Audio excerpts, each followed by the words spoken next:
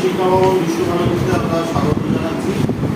তোমরা সবাই সিকম স্কিল ইউনিভার্সিটির ছাত্র আমরা যেটা শুনলাম, এখানে মূলত এসছো তোমরা যে ইনস্টিটিউট ইনোভেশন কাউন্সিলের তরফ থেকে প্রত্যেকটা ইনস্টিটিউটে এই ধরনের ইনোভেশন কাউন্সিল তৈরি করার চেষ্টা করা হচ্ছে মূলত ভারত সরকারের উদ্যোগে। তা সেইখানে সিকম স্কিল ইউনিভার্সিটিতে তোমাদের একটা এক্সপোজার ভিজিট, যেখানে ট্রান্সফার অফ টেকনোলজি হয়, অর্থাৎ আমরা বিভিন্ন ধরনের ল্যাবরেটরিতে যে সমস্ত টেকনোলজি তৈরি হয় সেইগুলো চাষিদের থেকে নিয়ে যাওয়ার জন্য যে ধরনের সংস্থাগুলো রয়েছে তার মধ্যে একটা হচ্ছে এই কৃষি বিজ্ঞান। এর মধ্যে একটা সায়ানো ব্যাকটেরিয়া থাকে, তাই তো? এটা সায়ানো ব্যাকটেরিয়া থেকে যে সায়ানো ব্যাকটেরিয়াটা নাইট্রোজেনটা কালেক্ট করে, তাই তো? এগুলো হচ্ছে মেনলি রাইস ফিল্ডে ব্যবহার করা হয়, যেটা ইন সিটু কালচারের জন্য। এই সময় গ্রীষ্মকালে এই ফলটা প্রকৃতির মধ্যে জিনিস ঠিক সময় ঠিক জিনিসটা দেয়, এটা খেলে কিন্তু শরীর ভালো থাকে। কম্পোস্ট এই যে সোলানেসি ফ্যামিলি কেন বলছি, এই সমস্ত ফ্যামিলিগুলোর একটা মারাত্মক রোগ আছে যেটা ঢলে পড়া মানে হচ্ছে উইল্টিং দু প্রকারের হয়, একটা ব্যাকটেরিয়াল উইল্ট, একটা হচ্ছে ফাঙ্গাল উইল্ট তাও কন্ট্রোল করা যায়, বাট ব্যাকটেরিয়াল উইল্ট একবারেই কন্ট্রোল করা যায় না। যদি কোনো কারণে অ্যাকচুয়ালি ভার্মি কম্পোস্টটা যেহেতু হচ্ছে যে কেঁচোর মল, তাই তো? কেঁচোর মল মানে কেঁচো খায়, কেঁচো যেটা ত্যাগ করে সেটাই কিন্তু ভার্মি কম্পোস্ট। আর এক ধরনের কেঁচো আছে যেগুলো মাটির নিচের দিকে থাকতে ভালোবাসে, আর এক ধরনের কেঁচো আছে যেগুলো মাটির উপরে এবং নিচের দুদিকেই যাওয়া আসা করে। তো মেনলি যেটা ভার্মি কম্পোস্টে যেটা ব্যবহার করা হয়, যেগুলো মাটির উপরে লেয়ারে থাকতে ভালোবাসে, মাটির উপরে নয় কিন্তু মাটির উপরের লেয়ারে থাকতে ভালোবাসে, সেইগুলোকে আমরা ভার্মি কম্পোস্টে ব্যবহার করি। তাদের মধ্যে একটা ভালো স্পিসিস হচ্ছে আইসেনিয়া ফ্লয়েডিটা, যেটা এখানে আছে।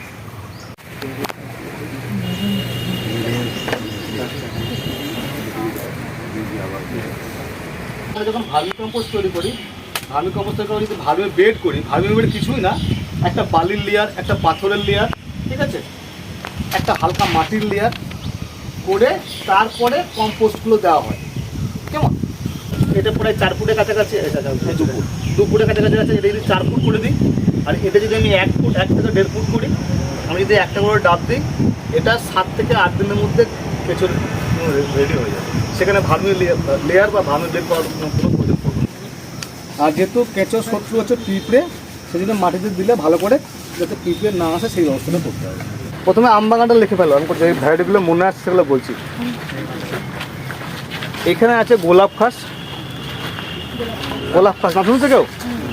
বেশ, আচ্ছা, এই যে গাছটা দাঁড়িয়েছে এর নাম হচ্ছে সফদার পছন্দ, SAF, সর্দার নয়, হ্যাঁ, SAF, সফদার পছন্দ, DER, হ্যাঁ, সফদার DAR, সফদার পছন্দ PASAND, ঠিক আছে। হিমসাগর আছে, গোটা কত হিমসাগর আছে, আচ্ছা, হিমসাগরটা আমাদের খুব প্রিয় আম, তাই তো। আর ল্যাংড়া, এখানে ল্যাংড়া নেই। এখানে যে লাইনগুলো আছে, এই লাইনগুলোর হাফ লাইনটা হচ্ছে আম্রপালি, তারপরটা হচ্ছে মল্লিকা। রাইসটাকে ফার্মেন্টেড করে একটা মদ তৈরি করে না আদিবাসী সম্প্রদায়, কিন্তু ঝাড়খণ্ডে আদিবাসী সম্প্রদায় এটাকেও ফার্মেন্টেড করে একটা ভালো মদ তৈরি করে, ঠিক আছে। আর আমাদের প্রধানমন্ত্রী, তারপরে আমাদের সবচেয়ে বড় ব্যবসা কি নাম জানো, যার এক্সাম্পল আমরা সবসময় দিই, বিল গেটস রুটি খায়, সুগার কম থাকে, গ্লুটেন কন্টেন্ট কম থাকে, যার জন্য এই রুটিটা খায়। অ্যাকচুয়ালি আমরা যে আটা খাই না, সেই আটার মধ্যে কী থাকে, গ্লুটেন থাকে।